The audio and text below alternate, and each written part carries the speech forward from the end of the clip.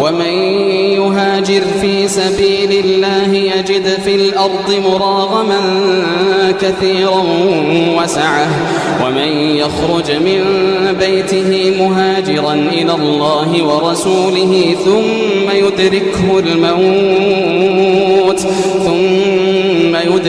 الموت فقد وقع أجره على الله وكان الله غفورا رحيما. وإذا ضربتم في الأرض فليس عليكم جناح أن تقصروا